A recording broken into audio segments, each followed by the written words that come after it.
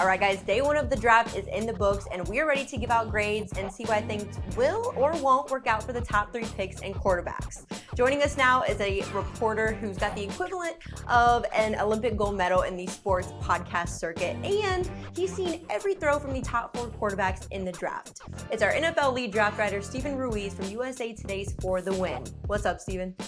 I'm just happy that draft season is officially over. I don't have to think about this anymore. This year was really bad. Amen to that. Now, jumping right in, let's give out some grades. So, not surprisingly enough, Mr. Trevor Lawrence is officially a Jacksonville Jaguar. What grade are you going to give this pick, and how confident are you in that grade? I'm giving it an A+, but I think any team that was drafting first overall would have made the same pick, so it's not like an A+ the Jaguars actually earned. Trevor Lawrence is just that good, and my confidence level in this grade, giving it an A+ is like a 9 out of 10. That's the highest I'm going to go, just because the draft is a crapshoot. But there's no weaknesses to his game. He does everything well. He does everything at a high level. Okay, Steven, you said there's no weaknesses to his game. A 9 out of 10 is pretty high. So why is Lawrence going to succeed in Jacksonville? I think he's going to succeed because he's the type of quarterback that you can run any offense with and you can ask him to do anything. And I think one thing that stands out from his film is he's so good at turning bad situations into good situations. Like if he's getting rushed and there's no blockers to stop pass rushers, he has no problem evading the pass rush and just throwing a dime 50 yards downfield. He's that talented. All right, moving on to the second pick. BYU Zach Wilson is a New York Jet. What grade would you give the Jets? I'm going to give this a C-, and that's mostly because of who was on the board, and I'm talking about Justin Fields. But Zach Wilson is a good prospect. I think he's a first-round pick in most drafts. The problem is we just don't see players that look like him get drafted this highly in most years. He's 6'2", which is tall enough, but he's really slender. He has a tiny frame, and he suffered injuries in college, so I think that's a big concern, as well as the level of competition he faced at BYU. So I'm giving Wilson a C-, which is a low grade, but my confidence level is also low. So I'm going to say like a 5 out of 10 just because of all the unknowns with him. The fact that he is smaller, the fact that he played schedule in 2020 where there were no Power 5 schools on it. I just think it's hard to project what he can be, but the flashes on film show that he might be a good quarterback eventually. Steven, will they succeed with Wilson in the way that they couldn't with Darnold? Or could this also be a bust? I mean, I wouldn't be surprised if it ends up going the same way, but I will say this about Wilson in comparison to Darnold. I think he's more steady and more consistent. Darnold had problems with decision-making and accuracy in college, and that wasn't really an issue for Wilson in 2020. It was in 2019 and 2018, but it appears that he's solved this. All right, with the third pick, the Niners selected North Dakota State's Trey Lance. Is this a passing grade?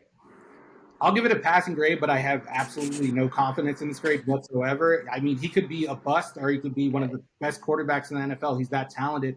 The problem is we haven't seen him play football since he was 19 years old. And it was against FCS competition. He wasn't playing against, Alabama, LSU, those types of teams. The range of outcomes is just so wide. So I've got to ask, will this work? Won't this work? And why? I think it will work, and only because of Kyle Shanahan. I think he's a coach that makes things so much easier on his quarterback compared to other NFL coaches. So really, I don't think Trey Lance is going to have to think a whole lot his first couple of years. He's just going to be able to throw the football, and he's really good at throwing the football. He might be better than everyone in this draft, including Trevor Lawrence. Will the Niners regret passing on Justin Fields? I think they might, just because Trey Lance might take some time to get to a point where he can play because he is that raw, whereas Justin Fields is going to be ready to start from week 1. So 49ers fans might see him performing well elsewhere and then look at Trey Lance sitting on the bench, and they might wonder why we didn't take the guy that could play right away. Steven, what does the future look like for the Jets, Niners, and Jaguars in 2021? I feel like the Jaguars sneakily have maybe the best chance of making the playoffs just because they play in a weaker division. I think they got the best quarterback of the 3 by far. And I think their roster was pretty good last year. It was just held back by a bad quarterback situation, and that is obviously not a problem anymore. As for the Jets, I think that's the team that I'm worried most for, just because Wilson is a smaller player. He might get hurt in year one. I think he's an unknown. And the Jets are working in this new coaching staff where they're trying to replicate what the 49ers did with Kyle Shanahan in San Francisco. But you never know if that's going to actually work in New York. Ben, the Jags have literally never had a franchise QB before. So Trevor Lawrence is going to come in here. How much pressure is on this man to do something that we've never seen before? I think in any other city, there would be more pressure. But in Jacksonville, Jacksonville fans talk themselves into Blake Bortles for 5 years. So if the bar that you have to clear is Blake Bortles, I don't think Trevor Lawrence will have any problem. Jaguar fans were ready to fall for Gardner Minshew, who is not very good. So again, Trevor Lawrence, he has the hair. I guess that might help him too in Jacksonville. I don't see how this ends up going bad. If for some reason the Trevor Urban experiment doesn't work out, could they possibly move cities?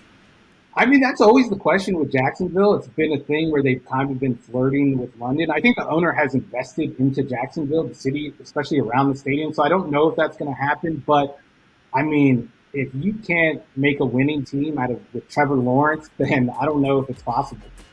But if Trevor Lawrence fails there, maybe you just look at Jacksonville as a place where you can't win in the NFL. Well, thank you so much for joining us this week, Steven. Be sure to check out all of Steven's draft content on forthewin.com. Hey sports fans, if you want to see more videos like this, check out some of our other ones right here. And if you like what you see, make sure to hit the subscribe button and stay tuned for more from USA Today Sports.